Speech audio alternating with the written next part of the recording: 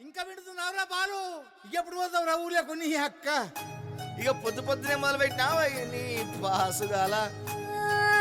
కోలోన పల్లె కోడి కూతల్లే ఒల్లిరుసుకుందే కోడెలాగల్లే యాప పుల్లల షేదు నమిలిందే రామ రామ రామ రామ తలకు పోసుకుందే నా నేల తల్లే అలికి పూసుకుందే ముగ్గు సుక్కల్లే సత్తి ముటల్లే సగబెట్టుకుందే బాయి గిర్కన పల్లె